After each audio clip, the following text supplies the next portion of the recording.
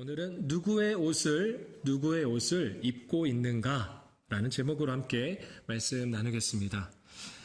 사람들은 나이가 들면 약해지는 것이 있습니다. 특히 오감이 약해진다고 합니다. 오감. 시각, 청각, 후각, 미각, 그리고 마지막으로는 촉각입니다.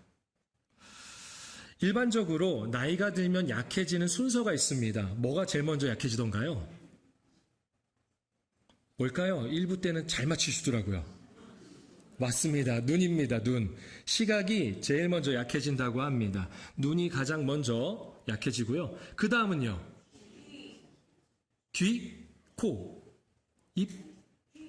맞습니다. 귀입니다. 청각. 경험에서 나오는 거죠. 청각입니다. 그 다음이 후각, 그 다음이 미각, 그리고 마지막이 촉각, 피부라고 합니다. 혹시 여러분들도 약해진 감각이 있으십니까? 아니면 지금 약해지고 있으십니까? 네. 나이가 들면 자연스러운 겁니다. 이거 왜 그러지 할 게 아니라 자연스러운 겁니다. 반면에 나이가 들수록 더욱 건강해져야 하는 것이 있습니다. 나이가 들수록 더욱 건강해져야 하는 것. 바로 영성입니다. 영성. 신체 기관은 연약해져도 날마다 기도와 말씀 묵상으로 영성은 더욱 건강해져야 합니다. 신체 기관은 무뎌져도 영성은 더욱 깨어있어 하나님의 뜻에 민감하게 반응할 수 있어야 합니다. 그런데 아쉽게도 오늘 본문의 이삭, 여러분들이 잘 아는 이삭은 그렇지 못했습니다. 이삭이 이제 나이가 많이 들었습니다. 1절 말씀에 보면 이삭이 눈이 어두워서 잘 보지 못했다고 합니다. 성경에서 눈이 어둡다라는 의미는 단순히 시각이 약해졌다는 것만을 의미하는 것은 아닙니다. 그의 영성이 약해졌다라는 것을 의미합니다. 하나님의 뜻보다 자기 뜻이, 과정보다 결과가 중요하게 되었다라는 것입니다. 오늘 본문은 우리가 잘 아는 성경 이야기입니다. 어머니 리브가가 둘째 아들 야곱이, 어머니 리브가와 둘째 아들 야곱이 아버지 이삭한테 사기쳐서 장자권, 장자의 축복을 얻어내는 그러한 장면입니다. 무엇보다 오늘 본문은 우리가 세 가지의 질문을 함께 해볼 수가 있습니다. 그 질문에 우리의 삶을 되돌아보고 믿음으로 고백하며 다시 결단하는 성도가 되시기를 축복합니다. 이삭과 리브가 사이에는요 20년 동안 자식이 없었습니다. 하지만 이삭은 자신이 어떻게 태어나는지를 알았습니다. 이삭이 얼마나 귀한 자녀였습니까? 아브라함과 사라에게 있어서 굉장히 귀한 자녀였잖아요. 아마 아버지 아브라함으로부터 숱하게 들었을 거예요. 그래서 그는 알았습니다. 뭐 해야 된다는 거예요? 기도해야 된다는 거예요. 하나님께. 그래서 하나님께 그는 기도했습니다. 결국 하나님께서는 그의 간구를 들으시고 리브가는 임신하게 됩니다. 그런데 신기하게도 쌍둥이 아들인데 이 쌍둥이 아들이 태 속에서 서로 싸우는 겁니다. 저는 임신을 해본 적이 없어요. 여러분도 잘 아시겠지만 저는 임신을 해본 적이 없어서 그런 걸 잘 모르겠습니다. 특히 쌍둥이가 뱃속에 있는데 서로 싸운다? 그거를 엄마가 느낀다? 움직이는데 싸운다라는 것을 느낀다? 저는 잘 모르겠습니다. 어쨌든 성경은 그렇게 기록을 하고 있습니다. 근데 리브가는 궁금했던 것 같습니다. 왜 태 속에서 싸울까? 왜 태 속에서 싸울까? 그리고 그 이유를 하나님께 묻습니다. 왜 싸우는 건지 하나님께 묻는 거예요. 그러자 하나님께서 이렇게 말씀하십니다. 25장 23절 말씀, 25장 23절 함께 읽겠습니다. 그에게 이르시되 두 국민이 내 태중에 있구나. 두 민족이 내 복중에서부터 나누이리라. 이 족속이 저 족속보다 강하겠고 큰 자가 어린 자를 섬기리라 하셨더라. 큰 자가 어린 자를 섬기리라. 다시 말해서 첫째가 둘째를 섬긴다라는 하나님의 약속입니다. 그리고 첫째 아들 에서, 둘째 아들 야곱이 태어납니다. 우리가 잘 아는 에서와 야곱이 태어납니다. 그리고 그들은 장성하여 첫째 아들 에서는 날쌘 사냥꾼이 되어서 들에서 삽니다. 들에서 사냥하면서 사는 거예요. 그러니까 어디 갔을까 하면 늘 들에 있는 거죠. 반면에 둘째 아들 야곱은요, 성격이 차분한 사람이 되어서 주로 집안에만 있습니다. 성격이 완전 달라요.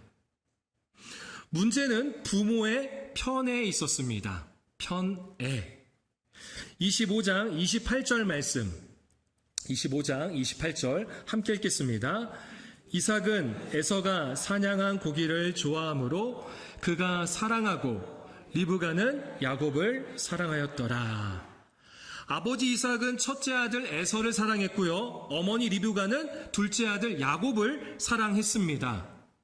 여러분, 편애, 이 편애는 곧 나의 뜻, 나의 생각, 나의 계획을 말합니다.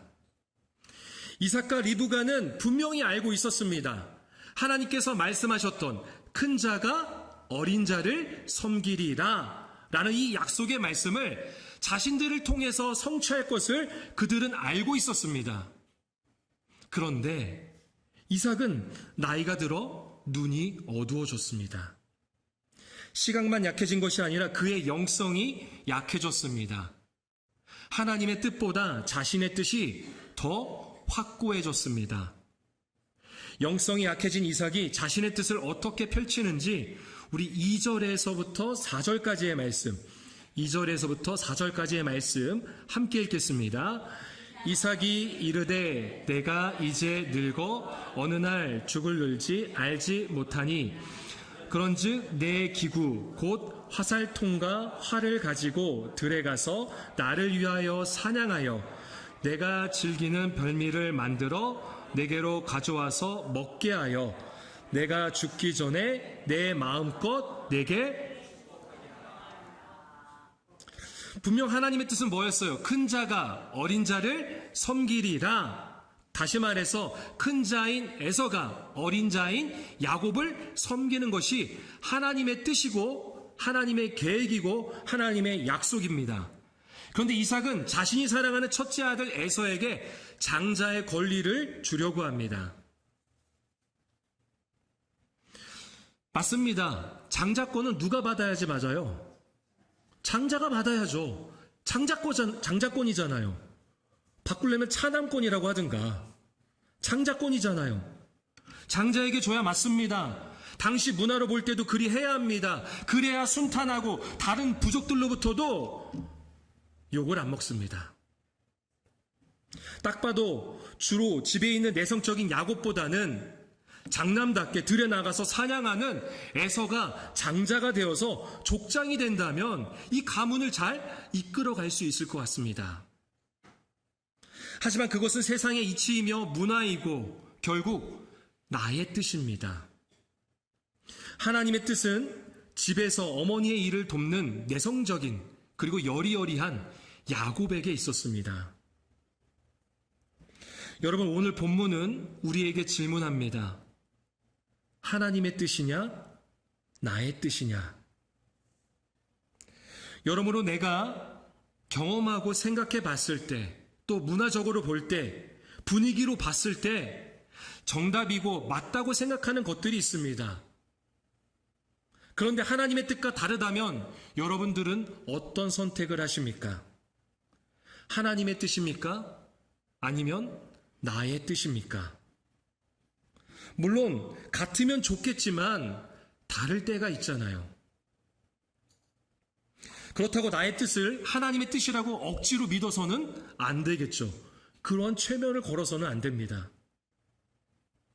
우리는 하나님의 뜻을 따라 살아야 합니다. 하나님이 원하시는 방향으로, 하나님이 원하시는 계획대로 선택하고 움직여야 합니다.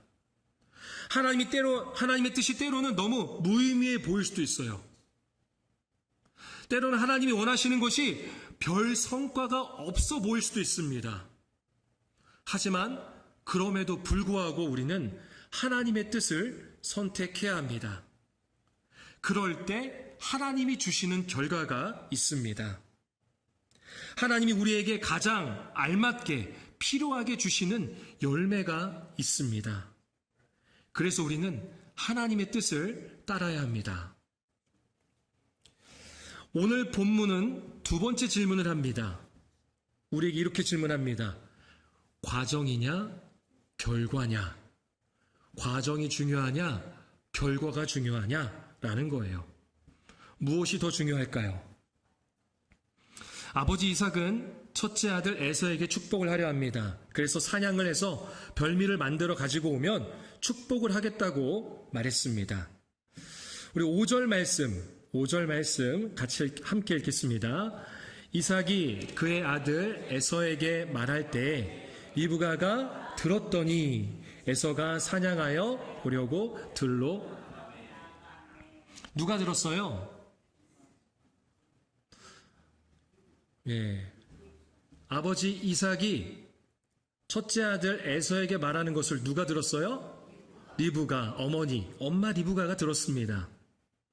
어머니 리브가는 지금까지 생각해놨던 계획을 드디어 실행에 옮깁니다. 예, 계획 범죄죠. 아버지 이삭을 속여 자신이 사랑하는 둘째 아들 야곱이 장자권을 받아내는 것입니다. 과정을 무시한 채 결과만 얻으려고 하는 것이죠. 야곱도 어머니의 말을 따릅니다. 야곱은 어릴 적부터 신앙교육을 받았을 겁니다. 그러니 과정보다 결과를 중요하게 여길 수가 없는 거예요. 과정이 더 중요하다는 것을 그는 알고 있습니다. 그런데 그는 과정보다는 결과를 더 중요하게 여깁니다. 어머니랑 똑같이 말이죠.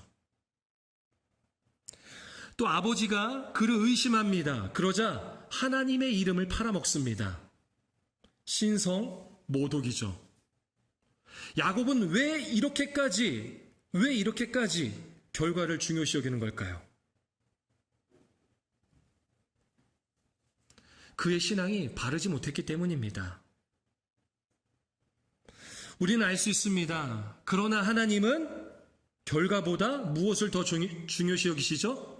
과정을 더 중요시 여기시는 분입니다. 여러분, 이스라엘에게 있어서는 후에 광야가 허락됩니다. 예, 사진 한번 보여주실까요? 광야란 이런 곳이죠. 아무것도 없습니다. 광야는 죽음을 상징합니다.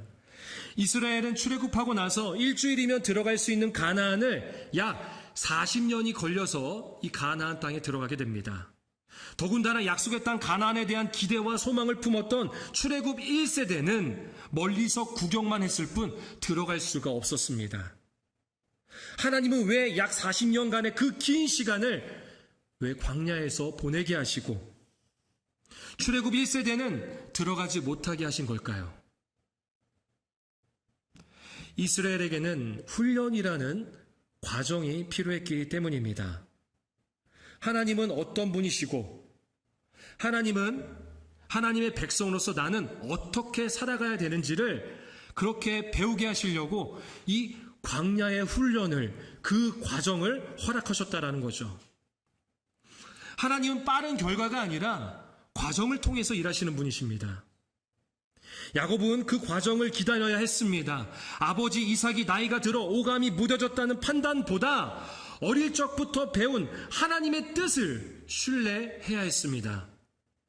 짧은 시간 내에 빠른 결과를 얻으려 했던 그는 이후에 어떻게 살아가죠? 정말 축복의 사람이 되나요? 아니에요.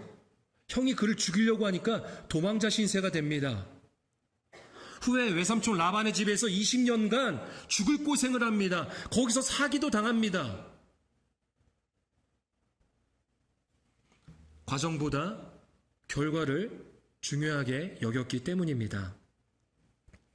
우리나라 조선 역사에도 야곱처럼 남의 신분으로 살던 불행한 사람이 있죠. 네, 바로 세조입니다. 폭군의 상징처럼 여겨지는 수양 대군이라고도 하죠. 그는 세종의 둘째 아들로 태어났습니다.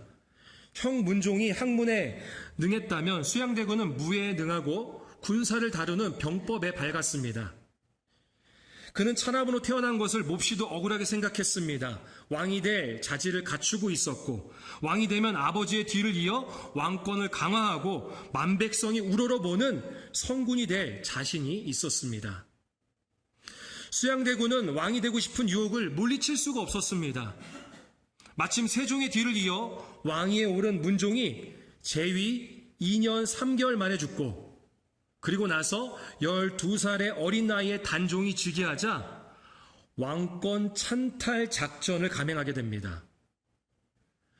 아버지의 늙은 충신이었던 김종서 장군을 살해하고요, 어린 단종을 제거하고 마침내 조선 7대 왕으로 등극합니다. 그가 바로 세조죠. 물론 세조도 잘한 업적이 있습니다. 조선시대의 기본 법전인 경국대전 편찬을 시작했습니다. 후에 성종 때 그것이 완성이 되었어요. 잘한 업적도 있어요. 하지만 그렇다고 그가 역사에서 존경받는 인물은 아닙니다. 업적이 많은 왕 세조가 아니라 어린 조카를 잔인하게 죽인 수양 대군으로 기억되는 것입니다. 과정보다 결과를 중요하게 여겼기 때문입니다. 여러분, 결과보다 과정이 중요합니다. 과정. 에휴, 과정이야 뭐 어쨌든 결과만 좋으면 됐지 뭐. 유명해지고 부유해지고 헌금 많이 되면 되잖아. 전도 많이 하면 되잖아. 결과만 중요하면 돼 라고 하는 것 아닙니다. 부당하고 불법적인 과정을 통해 드려지는 헌금과 헌신은 하나님이 싫어하십니다. 과정을 무시한 채 결과만을 보고 와, 이게 부흥이지, 그래 교회는 이게 성공이지 라고 말한다면 그 사람은 영적 사기꾼입니다. 좀 늦을 수 있습니다. 내 뜻과 안 맞을 수도 있습니다. 내가 원하는 결과대로 진행이 안 될 수도 있습니다. 하지만 하나님이 원하시는 결과가 하나님의 원하시는 뜻이 나타난다면 그 과정은 정직한 것이고 정의로운 것이고 우리는 그것을 어떻게 해서든 감내해야 합니다. 여러분, 과정이 중요합니까? 결과가 중요합니까? 과정입니다. 하나님이 원하시는 과정을 우리가 삶으로 녹아낸다면 결과는요, 하나님이 알아서 주십니다. 하나님이 주시는 결과를 기대하며 하나님 앞에 정직하고 세상 앞에 합법적이고 정당한 과정을 살아내시기를 축복합니다. 마지막 세 번째 질문은 누구의 옷을 입고 있는가입니다. 누구의 옷을 입고 있는가? 우리 본문 15절 말씀, 15절 함께 읽겠습니다. 리브가가 집안 자기에게 있는 좋은 의복을 가져다가 그의 작은 아들, 어머니 리브가는요, 완전 범죄를 꿈꾸면서 그렇게 진행을 합니다. 그래서 첫째 아들 에서의 좋은 의복을 가져다가 둘째 아들, 자신이 사랑하는 둘째 아들 야보고에게 입힙니다. 여기서 좋은 의복이라고 하잖아요. 좋은이라는 원어의 뜻은 우리가 생각하는 그냥 단순히 좋구나 이 정도가 아닙니다. 원어의 뜻은 탐스러운, 소중한 이라는 뜻이에요. 여러분들 옷이 많이 있잖아요. 집에도 있고 지금 입고 오신 옷도 있고. 그 중에서 유독 더 소중하게 여기는 옷이 있을 겁니다. 내가 유독 좋아하는 옷, 아니면 내가 정말 많은 가치를 써서, 돈을 써서 산 옷이 있을 겁니다. 그러한 소중한, 탐스러운 옷, 여기서 말하는 좋은 의복은 바로 그것을 말합니다. 형 에서가 아끼고 즐겨 입었던 옷, 정말 소중하게 여겼던 그 옷을 누구에게 입혀요? 작은 아들 야곱에게 입힙니다. 에서의 옷을 야곱이 입습니다. 야곱은 에서의 옷을 입고 에서가 됩니다. 마지막으로 27절 말씀, 우리 27절 말씀 함께 읽겠습니다. 그가 가까이 가서 그에게 입 맞추니 아버지가 그의 옷에 향취를 맡고 그에게 축복하여 이르되 내 아들의 향취는 여호와께서 복 주신 밭의 향취로다. 아버지 이삭이 둘째 아들 야곱에게 축복을 합니다. 그런데 무엇을 맡아요? 향취. 그 앞에 표현이 뭐예요? 그의 옷의 향치, 야곱이 입고 있는, 즉 에서의 향치를 맡았다라는 거예요. 아버지 이삭이 내 아들이라고 부르는 에서의 향치를 맡았다라는 겁니다. 27절 마지막에 보면은 여호와께서 복 주신 밭의 향치로다라고 했어요. 밭이라고 하니까 마치 우리가 생각하는 그런 밭을 생각하는데, 원어의 뜻은 들이에요, 들. 에서가 늘 어디에서 살았죠? 들에서 살았잖아요. 사냥을 하면서. 그 들판의 냄새가 지금 이 에서의 옷에 깃들여져 있는 거예요. 그 향치를 맡고, 아, 내 아들 에서구나. 그래, 내가 축복해야지. 라고 하는 겁니다. 야곱은 그렇게 에서의 옷을 입고 아버지를 속입니다. 아버지가 에서에게 주려고 했던 그것을 갖고 싶었던 것이죠. 그 장자권을, 장자의 축복을 갖고 싶었던 것입니다. 지난 1월 출간된 심리학 도서 중에 현명한 부모는 적당한 거리를 둔다. 현명한 부모는 적당한 거리를 둔다라는 책이 있습니다. 이 책이 육아 관련 베스트셀러가 되었습니다. 책에는 저자가 미국 하버드대 아시죠? 가본 적은 없어도 우린 다 압니다. 세계적인 명문대죠. 하버드대에서 뇌과학을, 그리고 임상심리 세계 1위 대학인 UCLA에서 발달 사회심리학과 그리고 임상심리학을 공부했다고 그렇게 소개했습니다. 또 세계적인 대학의 석학들의 추천사도 이 책에 실려 있었습니다. 하지만 모두 거짓이었습니다. 해당 출판사는 결국 도서 구매자들에게 환불을 해주겠다고 공지를 올렸고, 수고한 책은 추가 피해를 막기 위해서 모두 다 폐기할 예정이라고 했습니다. 저자는 지난 10일 돌연 사망했습니다. 저자는 아마도 누구라도 존경하고 명예롭다고 생각하는 그 지식인의 옷을 입고 싶었던 것 같습니다. 하지만 그것은 그가 아닙니다. 그 옷을 입는다 해도 그가 아닙니다. 야곱이 에서의 옷을 입는다고 해도 야곱은 에서가 될 수 없습니다. 에서의 옷을 입고 아버지를 속여 축복을 받는다 해도 누구는 아셔요? 하나님은 아십니다. 사람은 외모를 보지만 하나님은 중심을 보시기 때문입니다. 그 옷을 보시는 것이 아니라 그 사람의 마음의 중심을 보십니다. 그렇다면 여러분은 어떤 옷을, 누구의 옷을 입고 있습니까? 누가 되고 싶은 것입니까? 아니면 누군가가 갖고 있는 것을 나도 갖는다면 나 또한 그 사람이 될 수 있다고 믿고 있진 않습니까? 사진 한번 보실까요? 네, 잘생긴 두 배우가 있습니다. 김우빈과 박서준입니다. 제가 매주마다 정장을 입는데요. 제가 저 정장을 입는다고 제가 김우빈이 될 수 있을까요? 대답만 하시지 왜 비웃으십니까? 기분이 좋진 않네요. 1부 때는 그래도 대답을 하셨는데 2부 때는 그냥 이렇게 하시네요. 대답을 하시면 되는데 뭐 예상은 했지만 기분이 뭐 좋진 않네요. 어쨌든 저는 제가 저 옷을 똑같은 옷을 입는다고 해서 김우빈이 될 수가 없습니다.